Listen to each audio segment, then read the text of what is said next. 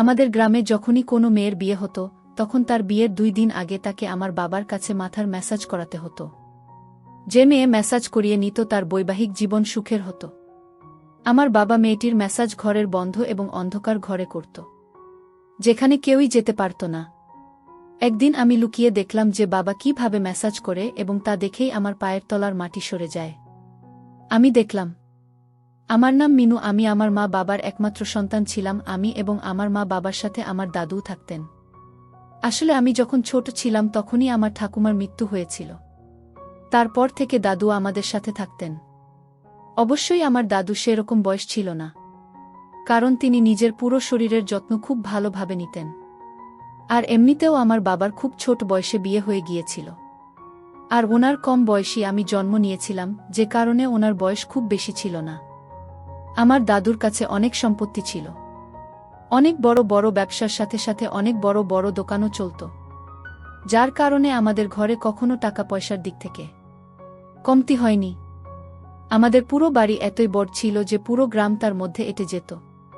কিন্তু এই বাড়ি আমার দাদুর নিজের উপার্জনের দ্বারা তৈরি করেছিলেন, এবং এরপরে আমার বাবাও এই কাজে যুক্ত হয়েছিলেন, বড় ব্যবসা সামলাতেন। আমাদের বাড়িতে কাজের লোকেরাও কোনো অভাব ছিল না। আমার মা এবং আমার কখনোই কোনো কাজ করার প্রয়োজন পড়েনি। সব কাজই কাজের লোকরাই করে দিত এবং আমরা বসে বসে সব কিছু আমাদের ঘরে পেয়ে যেতাম। আমি খুব বড় একটা স্কুলে পড়তাম। এখানকার ফিস খুবই বেশি ছিল।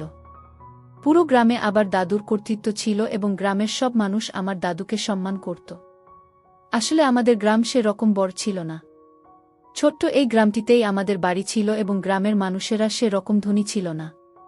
কিন্তু আমাদের যে ব্যবসা চলত তা শহরেই ছিল এবং এই কারণেই আমার বাবার শহরে যাতায়াত লেগেই থাকত। একদিন আমার বাবার সন্ধেতে আসার পর বললেন যে আমাদের প্রায় শহরে যাতায়াত করতে হয়। প্রত্যেকটা ছোট বড় কাজের জন্যই আমাদের শহরে যেতে হয় এবং আমাদের পুরো ব্যবসাই তো চলে শহরে। এজন্য আমরা না হয় একটা বড় বাড়ির শহরে বানিয়ে সেখানে থাকি। কিন্তু আমার দাদু এই সিদ্ধান্তের সম্পূর্ণ বিরোধিতা করলেন এবং বললেন যে আমরা শহরে যাব না। এই বাড়িটি হলো আমাদের পৈতৃক বাড়ি এবং আমি আমার রক্ত জল করা পরিশ্রম দিয়েই বাড়িটি তৈরি করেছি। আমি কোনো মতেই এই বাড়ি ছেড়ে দূরে কোথাও যাব না।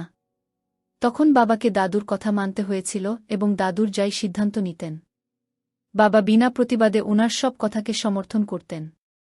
যখন আমি ছোট ছিলাম তখন আমি এসবের কিছুই বুঝতাম না, কিন্তু এখন আমার বয়স 14 বছর। এখন আমি সব কিছুই বুঝতে পারতাম এবং সব কিছু যখন বুঝতে শুরু করলাম তখন আমাদের বাড়ির একটা জিনিস আমার খুবই অদ্ভুত লাগতে শুরু করল। আসলে আমাদের গ্রামে একটা প্রথা ছিল যে যখনই কোনো মেয়ের বিয়ে হতো তখন তার বিয়ের 2 দিন আগে তাকে আমাদের বাড়িতে দেখে যাওয়া হতো এবং আমার বাবা তাকে একটা বন্ধ ঘরে নিয়ে গিয়ে তার ম্যাসাজ করত, যার কারণে তার পুরো জীবন আনন্দময় হতো এবং তার বৈবাহিক জীবন সুখের হতো। যদি কোনো মেয়ে আমার বাবার কাছে মেসেজ না করত, তাহলে তার জীবন সুখের হতো না এবং তার বিবাহিত জীবনে কোনো না কোনো সমস্যা লেগেই থাকত। এই কারণে পুরো গ্রামের মানুষের মধ্যে একটা ভয় ছিল। এজন্যই বিয়ের 2 দিন আগে মেয়ের বাড়ির লোকেরাই মেয়েকে আমাদের বাড়িতে নিয়ে আসত এবং আমার বাবার হাতে তুলে দিত। আমার বাবা তাকে একটা বন্ধ ঘরে নিয়ে চলে যেত এবং ভেতর থেকে দরজা বন্ধ করে দিত। ওই ঘরের ভিতরে বাবা মেয়েটির ম্যাসাজ করতেন এবং কয়েক ঘন্টা পরে যখন তারা ঘর থেকে বেরিয়ে আসত তো মেয়েটির মুখে বিষণ্ণতা ছেয়ে থাকত। খুবই বিষণ্ণতার সাথে সে বাইরে আসত এবং কিছুক্ষণ পর যখন আমার বাবা বাইরে বেরিয়ে আসতেন তখন ওনার মুখে ক্লান্তির ছাপ স্পষ্ট থাকত এবং পুরো শরীর ঘামে ভিজে যেত। আমি তো কিছু বুঝতেই পারতাম না যে বাবার মধ্যে এমন কি শক্তি আছে যার কারণে সে ম্যাসাজ করার ফলে কোনো মেয়ের বৈবাহিক জীবন সুখের হয়ে যেত। আর এই ধরনের অন্ধবিশ্বাস পুরো গ্রামের মানুষ বিশ্বাস করত কেন? আমি নিজের বাবাকে বিশ্বাস করতাম, কিন্তু এই ধরনের ঘটনা আমার খুব অদ্ভুত লাগল। যদি ম্যাসাজ করে এত সুখে জীবন কাটানো যায় তাহলে মেয়েরা বিষণ্ণতার সাথে কেন ঘর থেকে বেরিয়ে আসে এবং এই বিষয়টা আমার দাদু এবং মামাও জানি। এই কারণেই যখনই মেয়েরা ঘরে ম্যাসাজের জন্য যায় তারা আমাকে ঘরের ভিতরে ঢুকতে দেয় না। আমাদের কাছে এতই ধন্দ ছিল যে কোনো কিছুরই অভাব ছিল না, কাজের লোক ছিল প্রচুর, কিন্তু আমার বাবাকে ম্যাসাজ করতে দেখে আমার খুব দুঃখ হতো। মনে হতো যে এত এত ধন সম্পত্তির মালিক কিনা যে মানুষটা সে এই ধরনের কাজ করছে। যখন আমি এই ব্যাপারে খুব বেশি কিছু জানতাম না তখন আমার মনে হতো এই কাজটা খুবই ভালো এবং আমার বাবাও তো কারোর ভালোর জন্য এসব করছে, এতে আমার কি বা সমস্যা হতে পারে। কিন্তু যে রাতে আমি দেখলাম যে মেয়েটি মেসাজ করে ঘর থেকে বেরিয়ে আসার পর তার মুখটা বিষণ্ণতায় ছেয়ে গিয়েছিল, তখন আর আমি থাকতে পারলাম না। এরপর থেকে আমার মনে বিভিন্ন অদ্ভুত প্রশ্ন আসতে শুরু করে, যেমন মেসাজ করা হয় যে নীতি চেহারা পুরো খারাপ হয়ে যায় এবং তার সাথে সাথে আমার বাবার চোখে মুখেও বিষণ্ণতা ছেয়ে থাকে। তখনই একদিন আমি ভাবলাম যে ঘরে জানলাটা আছে, সেই জানলা দিয়ে আমি সবকিছু দেখে নেব। আশা করি তারপর আমি জেনে যাব যে ওই ঘরে এমন কি মেসাজ করা হয়। এই ভাবনাচিন্তার পরেই একদিন আমি দেখলাম যে আমাদের গ্রামে কিছুটা দূরে একটা বাড়িতে অবস্থিত একটি মেয়ের বিয়ে ঠিক হয়েছে এবং তার বিয়ে হতে আর 5 দিন বাকি আছে। যখনই মেয়েটির বিয়ে 2 দিন বাকি ছিল, তখন তার বাবা তাকে আমাদের বাড়িতে নিয়ে এলেন এবং বললেন আজ রাতে এর মেসাজ করে দেবেন যাতে পরবর্তী জীবন সুখের হয়, তার বৈবাহিক জীবনে যেন কোনো ধরনের সমস্যার সম্মুখীন না হয় এবং তার পরবর্তী জীবনটা যেন সে আনন্দে কাটাতে পারে। তখন আমার বাবা হাসতে হাসতে তাকে ভিতরে নিয়ে গেলেন এবং তাকে পান করিয়ে বললেন যে আপনি ঘরের ভিতরে চলুন, আমি আসছি। এটিকে ঘরে নিয়ে বাবা ভিতর থেকে দরজা বন্ধ করে দিলেন এবং আমি ঠিক এই মুহূর্তেরই অপেক্ষা করছিলাম। তখন তারা ঘরের ভিতরে চলে যাবেন এবং আমি জানলা দিয়ে ঘরের ভিতরের দৃশ্য দেখব। তখন আমি জানলার কাছে গেলাম এবং এর মধ্যে আমি পিছন থেকে একজন ডাক শুনলাম এবং দেখলাম যে আমার মা আমার পিছনে দাঁড়িয়ে আছেন। আমার মা আজ অবধি আমার সাথে কখনো এত খারাপ আচরণ করেননি বা উঁচু গলায় কথা বলেননি। উনি সবসময় আমার সব ভুল অপেক্ষা করেছেন এবং আমার সব কথা শুনেছেন। উনি কখনো আমাকে বকাঝকা পর্যন্ত করেননি। কিন্তু আজ মা আমাকে এত বাজেভাবে বকা দিলেন যেন আমি কারোর ফোনই করে ফেলেছি এবং এর ফলে আমি জানালা দিয়ে কিছুই দেখতে পেলাম না।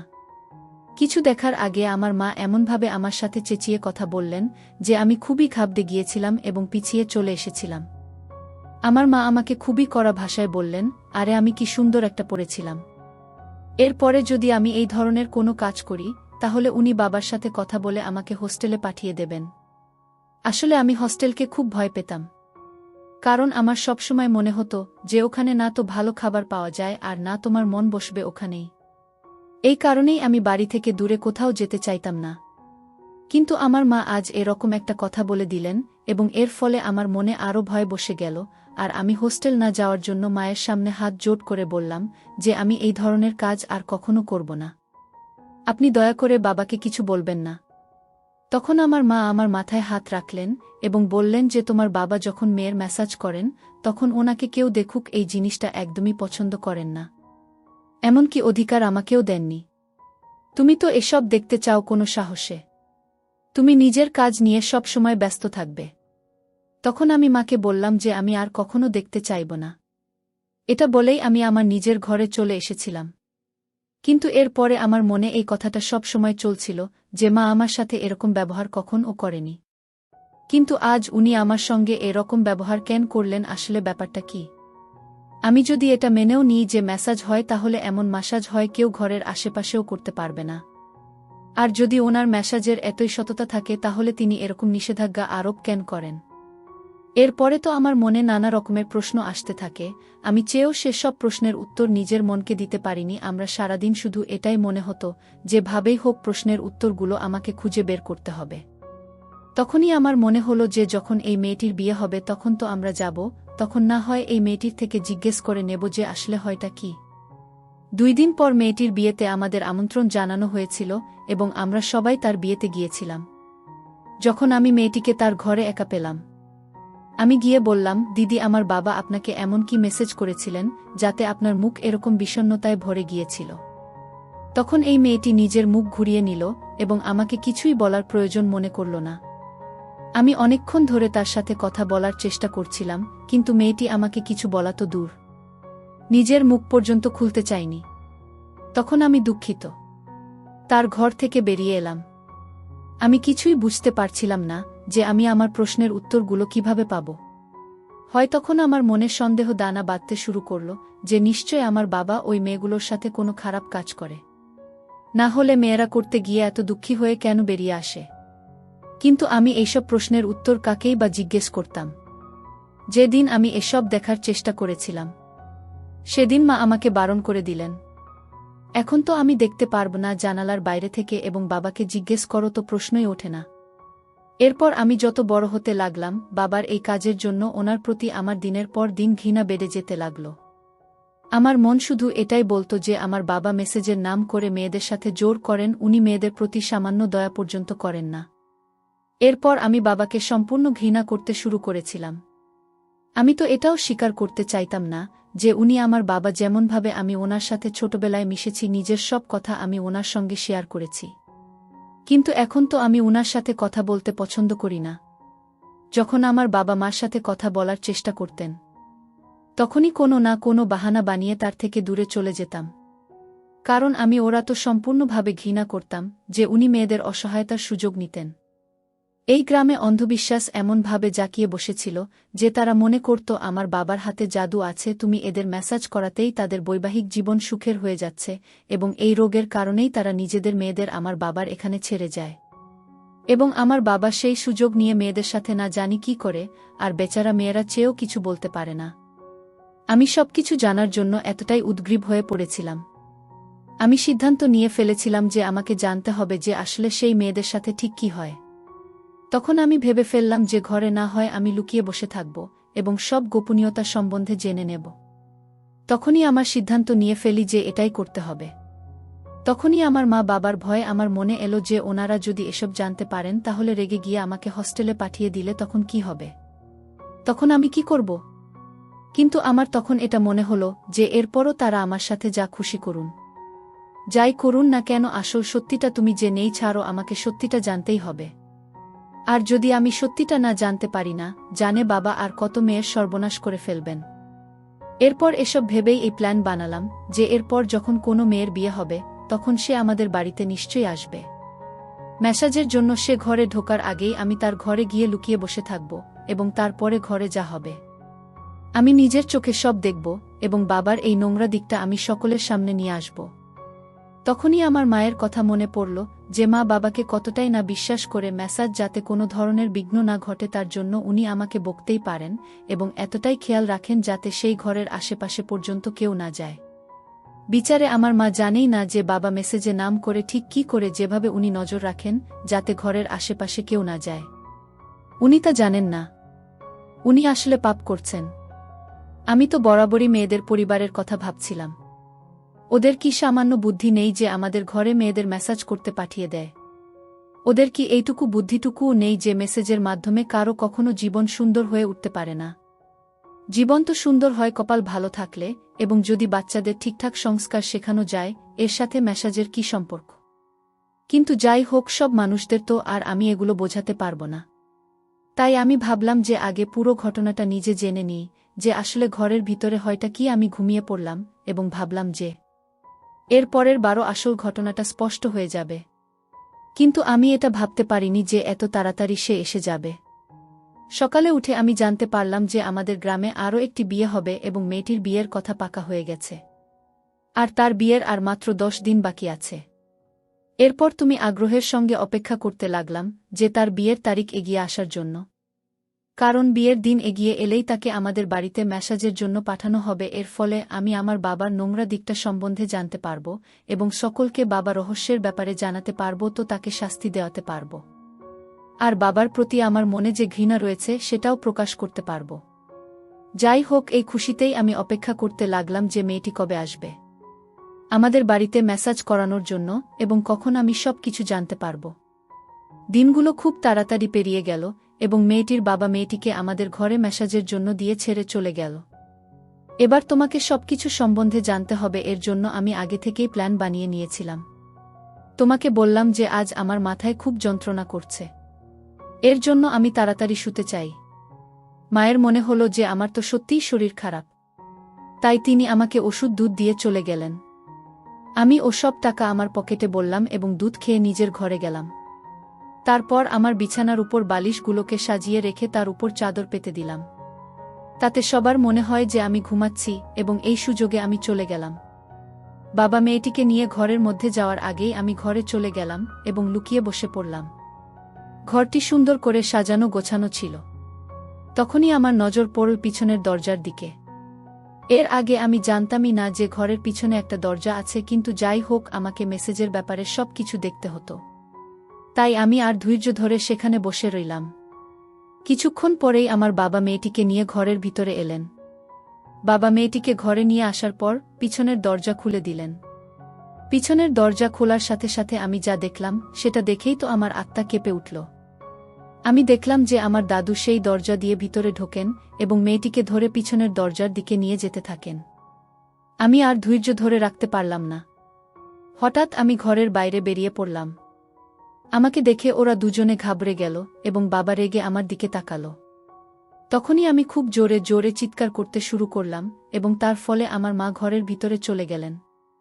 তখন আমি মাকে বলে দিলাম যে আপনি জানেনও না এই মানুষগুলোর ভিতরে কি করে। আমার মা আমাকে চুপ করাতে করাতে বললেন যে উনি জানেন যে ঘরে কি হয়। তখন আমি বললাম যে আমি পুরো গ্রামের মানুষকে চিৎকার করে বলে দেব যদি আপনারা আমাকে সত্যিটা না বলেন। এরপর আমার বাবা মাথা নিচু করে দাঁড়িয়ে রইলেন এবং তার চোখ থেকে টপটপ করে জল পড়ছিল।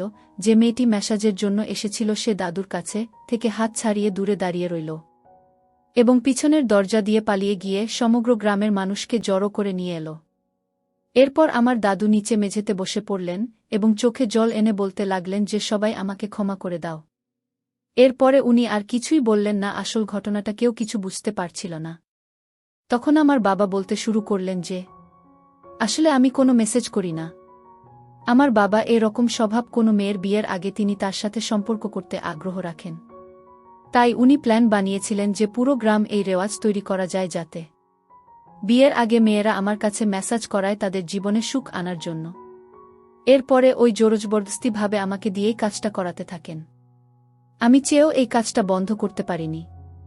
আমার বাবা সবসময় আমাকে বকে ধমকে বাধ্য করতেন যাতে আমি মেয়েদের মেসাজের জন্য ঘরে নিয়ে আসি এবং বাবা এরপর মেয়েদের ধরে পিছনের দরজা দিয়ে বাগানে নিয়ে গিয়ে তাদের সাথে সম্পর্ক তৈরি করতেন এবং ধমকে সকলকে চুপ করিয়ে রাখতেন যাতে তারা এই ঘটনা কাউকে না বলে। তাহলে তিনি তাকে এবং তার পরিবারের সকলকে প্রাণে মেরে ফেলবেন। এরপর মেয়েটি যেখানে বিয়ে ঠিক হতো তাদেরকে প্রচুর সম্পত্তি দিতেন যাতে তারা মেয়েটিকে সব সময় খুশি রাখে। এই কারণে সব গ্রামবাসীর মনে হতো যে মেসাজ করানোর ফলেই মেয়েটি এত খুশি হয়েছে। আসল কথা হলো প্রচুর ধনসম্পত্তি দেওয়ার ফলেই মেয়েটি খুশি থাকত। বিয়ের পরে মেয়েদের সাথে সম্পর্ক তৈরি করে বাবার নিজেকে সন্তুষ্ট করতেন। এই সব কিছু জানার পর তো আমার পায়ের তলা থেকে মাটি খসে পড়ল। আমি তো আমার বাবাকে ঘৃণা করছিলাম, কিন্তু আসলে উনি বাধ্য ছিলেন। আমার দাদু এই ধরনের কাজ কিভাবে করতে পারে? এখন আমি উনার জন্য লজ্জিত। এরপর আমি কিছু না বলে সোজা আমার ঘরে চলে আসি এবং কান্না করতে লাগে। আমার মনে হয় যে মেয়েদের বাইরে গিয়ে সুরক্ষার কথা বলা হয় সব জায়গায়, কিন্তু যখন নিজের ঘরের মধ্যে রাক্ষস জন্ম নেয় তখন মেয়েদের বাইরে গিয়ে সুরক্ষার কি বা প্রয়োজন? বন্ধুরা, আজকের ভিডিওতে এখানেই শেষ করলাম। অনেক কষ্ট করে ভিডিওটি আপনাদের জন্য বানিয়েছি। যদি ভিডিওটি আপনাদের ভালো লেগে থাকে তাহলে একটা লাইক করবেন এবং চ্যানেলটি সাবস্ক্রাইব করবেন। এই আশা ব্যক্ত রেখে আপনাদের কাছ থেকে বিদায় নিচ্ছি। আমি দেখা হবে আগামীকালের নতুন কোনো ভিডিওতে। সে পর্যন্ত সবাই ভালো থাকুন, সুস্থ থাকুন। ধন্যবাদ।